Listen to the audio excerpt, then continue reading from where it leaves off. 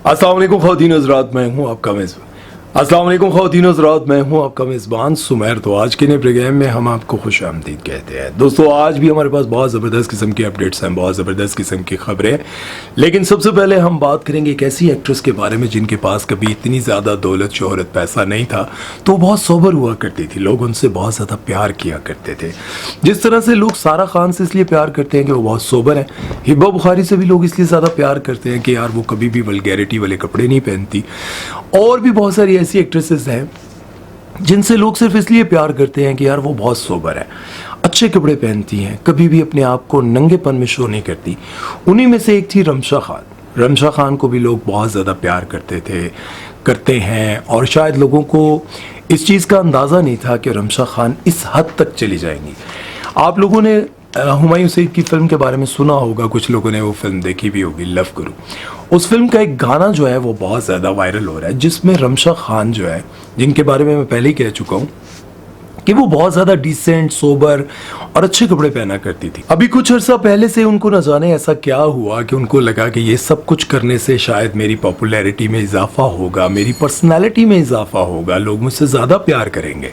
उससे पहले वो बहुत अच्छे कपड़े पहना करती थी। आप जिस फिल्म के बारे में मैं आपको बता रहा हूँ, लव गुरु, उसका एक गाना बहुत ज़्यादा वायरल हो रहा है और उसमें रमशा खान ने नाइटी पहनी हुई है और बहुत ही कोई वल्गर टाइप का जो वो गाना भी। खैर, फिल्मों में ये सब कुछ होता है, जिस तरह से आप लोगों ने पुरानी फिल्मों में देखा होगा। सुल्तान राय साहब रात को जाना चाह रहे हैं, लेकिन जो है वो हीरोइन उनको रोकने की कोशिश कर रही है और वो ऐसे ऐसे वाले डांस भी कर रही होती है जिसमें उनको सांस की बीमारी होती है। इसी तरह से मोहम्मद राना और शान के दौरान शान की फिल्मों में भी जिस तरह से हमारी मिस मीरा जी कपड़े पहना करती थी, रेशम पहनती थी, और उसके साथ साइमा जी इस तरह के अजीबोगरीब से कपड़े पहनकर वो जो डांस किया करती थी, और वो जो रात का डांस होता था और वो ऐसा कर रही होती थी कि वो उनके पास किसी न किसी तरह से रुक जाए।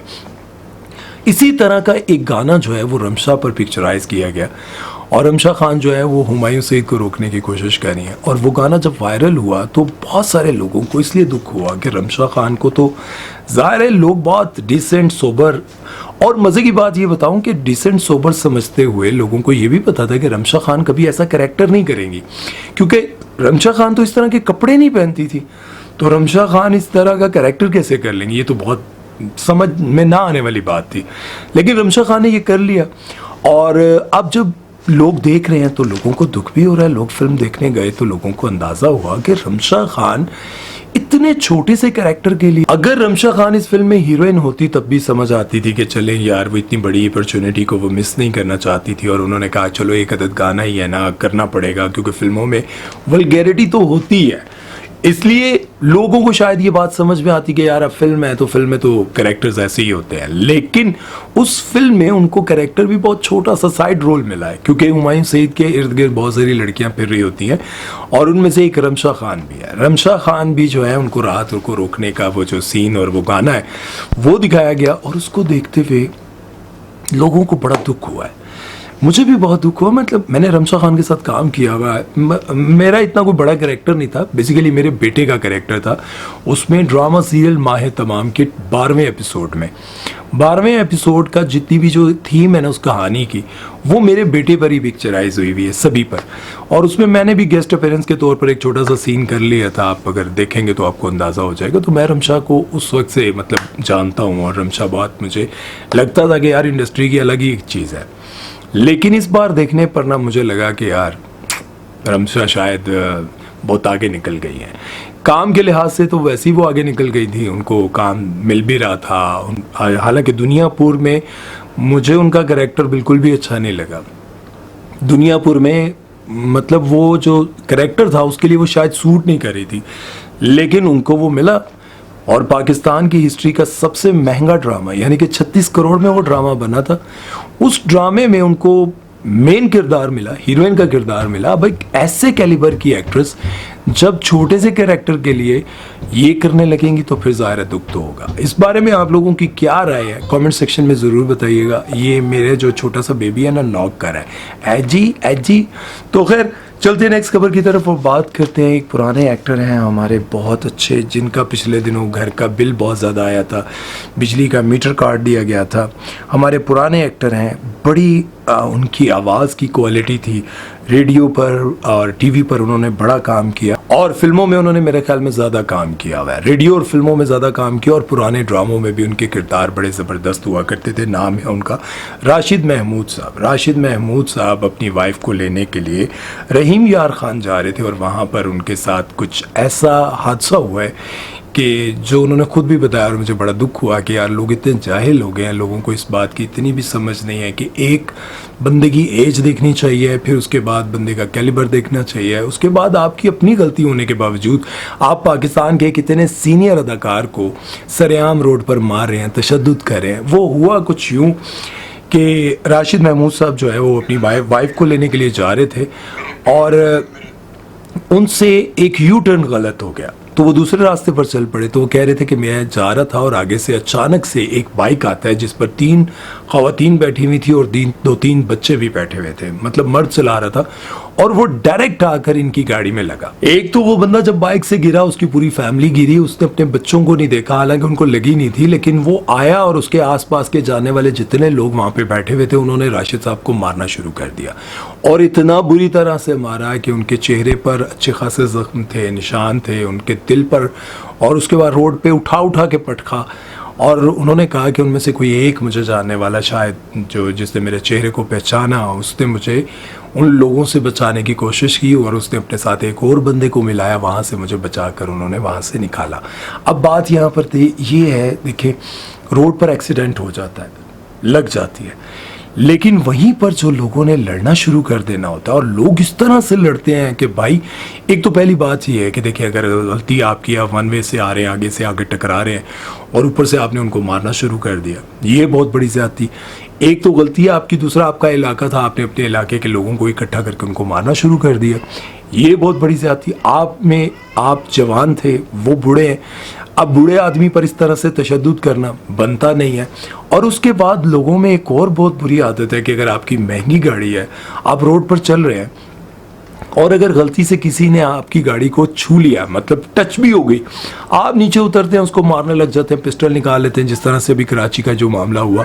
ठीक है, वो फारूकी करके कोई बंदा था, बड़ा बदमाश बन रहा था, बड़ा मारा उसने, फिर क्या हुआ, जलील ख्वार हुआ, वो अदालत भी आ रहा है और वो, हालांकि उस बच्चे ने कहा कि मैंने माफ़ कर दिया, लेकिन क्या हुआ, रुसवाई तो मिली ना। जिस तरह से तुमने उसे रुसवा किया, फिर अल्लाह ने अपना निज़ाम दिखाया, वहाँ पे अदालत में तुम्हें वकीलों ने थप्पड़ मारे। ठीक है, इसी तरह से देखें ये जो मामलात होते हैं, जब इंसान अपने आप को फ़िरौन समझने लग जाता है कि मैं ही हूँ सब कुछ, तो फिर अल्लाह का निज़ाम हरकत में आता है। इसलिए यार थोड़ा बहुत एहसास किया करें, जब रोड पे आपको गाड़ी चलाते हुए लग जाए और आपकी इतनी हिम्मत नहीं है कि आप उतर कर अपनी गाड़ी को इत्मीनान से देखें, बात कर सकें, और अगर आप ये सब कुछ नहीं कर सकते तो आपको अपनी गाड़ी रोड पर लेकर निकलना ही नहीं चाहिए। आपको किसी अलग रास्ते पर अपने लिए अलग रोड बनाना चाहिए। रोडों पर गाड़ियाँ चलती हैं, लग भी जाती हैं, हादसात भी हो जाते हैं, लेकिन इस तरह से एक दूसरे को मारना, एक दफ़ा मैंने देखा कि जूते एक दूसरे को मारे थे लोग, जूते उतार के ना एक ठा, दूसरा का ठा, यार मैंने देखा, मैंने कहा कितने जाहिल लोग हैं यार। बहरहाल इस बारे में अब आप लोगों की क्या राय है, आपके साथ भी ज़िंदगी में अगर कोई ऐसा वाक़या, ऐसा मामला हुआ है तो कमेंट सेक्शन में ज़रूर लिखिएगा। अब मैं आपको एक ऐसी खबर के बारे में बताता हूँ जो आजकल हमारे माशरे में बहुत ज़्यादा हो रही है। आपने बहुत सारी एक्ट्रेसेस, बहुत सारी सेलिब्रिटीज़, बहुत सारी टिकटॉकर्स, यूट्यूबर्स की वीडियोज़ देखी लीक होते हुए। आप लोगों को याद होगा अभी पिछले दिनों हमारी एक यूट्यूबर थी, टिकटॉकर भी हैं, वो थोड़ी हेल्दी सी, जिनकी शादी हो गई, उनकी एक वीडियो लीक हुई थी। क्या नाम है उनका, अलीज़ा, या उनकी एक वीडियो लीक हुई थी। मैं बड़ा हैरान था कि जिस दिन वीडियो लीक हुई उसी दिन रात को वो टिकटॉक पर लाइव भी आई हुई थी, उन्होंने व्लॉग भी लगाया, सारा कुछ किया।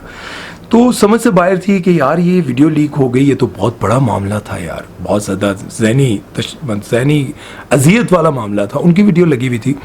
अब अरीका हक है, वो कहती हैं कि पाकिस्तान में जितनी टिकटॉकर्स हैं, इनमें से जितनों की वीडियोस लीक हो रही हैं, इनमें से ज़्यादातर खुद कर रही हैं। और उसकी वजह उन्होंने क्या, सभी जानते हैं, उसकी वजह ये होती है कि जिसके साथ उन्होंने वीडियोस बनाई होती हैं, बेसिकली वो उसको ब्लैकमेल कर रही होती हैं।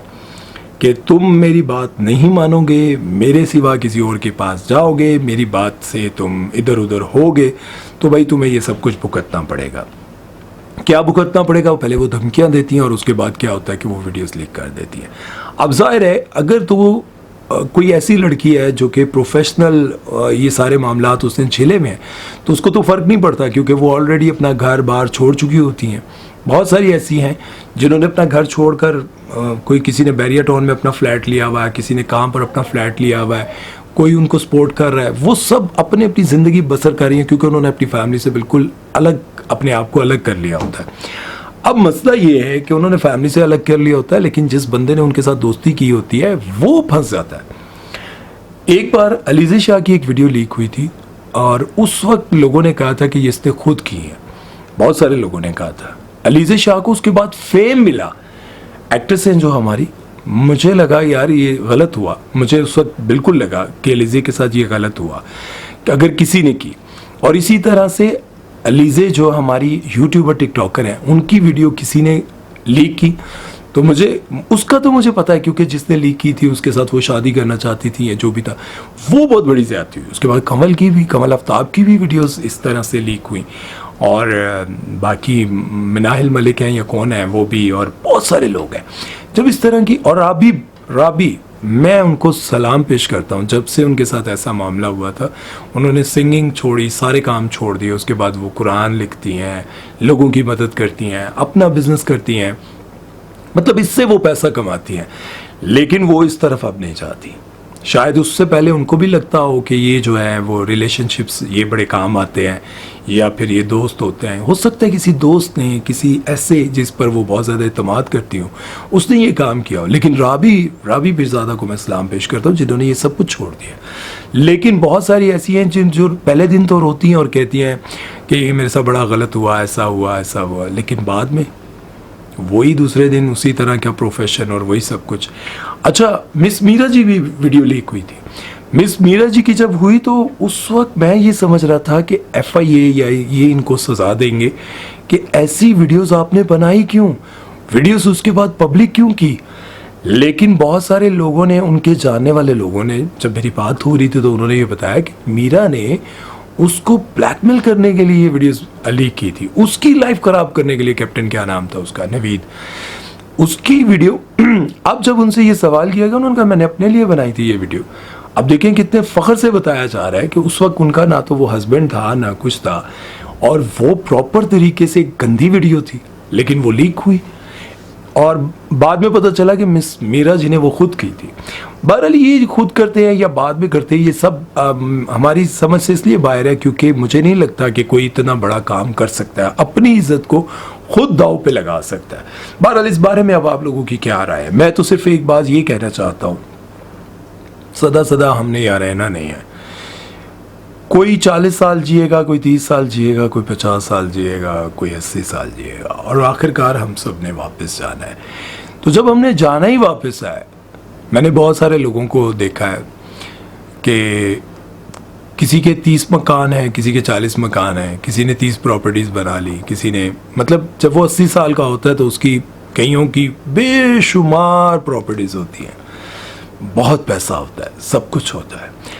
अब जब उससे पूछा जाए कि 80 साल तक तुमने पैसा कमाया, ये प्रॉपर्टीज जोड़ ली, अब वो दिल भी सही से काम नहीं कर रहा, गुर्दे भी सही से काम नहीं कर रहे, शुगर सर पे चढ़ा हुआ है, ना कुछ खा सकते हैं, ना कहीं घूम सकते हैं, ना कुछ कर सकते हैं। वो प्रॉपर्टी तो कमा ली और आखिरकार तुम चले जाओगे तो प्रॉपर्टीज़ किसी और की हो जाएगी। तुम्हारे पास जो प्रॉपर्टी है वो टोटली वो छोटी सी ज़मीन का एक टुकड़ा है, 6 बाय 3 का होगा या 7 बाय 3 का होगा, 2.5 का होगा, इतनी जगह मिलेगी। तो आखिरकार हमने उसी मनो मट्टी के नीचे चले जाना है यार। तो जिस तरह से भी कमाएं, जितनी भी प्रॉपर्टीज़, जितनी भी अयाशियाँ कर लें, जाना इस मट्टी के नीचे है। तो जब इस मट्टी के नीचे ही जाना है तो फिर क्या ज़रूरत है यार इधर उधर से पैसा कमाने की। कुछ लोगों को ये बात लगती है कि मैं ये बात करता हूँ तो उसके बाद मैं कहता हूँ कि ऐसा वैसा। भाई देखो, किसी तरीके से तो आपको समझाना है ना, किसी तरीके से आपको भी, और मैं अपने आप को भी समझाता हूँ। मैं कोई इतना अच्छा आदमी नहीं हूँ यार, मैं खुद बहुत गंदा बुरा इंसान हूँ, अल्लाह मुझे भी हिदायत दे। लेकिन हो सकता है मेरे दिल की बातें आपको लग जाएं और आपका कोई कमेंट मेरे दिल को लग जाए। ऐसा हो सकता है मुझे भी अल्लाह हिदायत दे दे, मैं भी अच्छी ज़िंदगी गुजारने लग जाऊँ। दुआ कीजिएगा ना मेरे लिए भी, मैं आपके लिए करूँगा। ख्याल रखिएगा अपना। अल्लाह हाफ़िज़।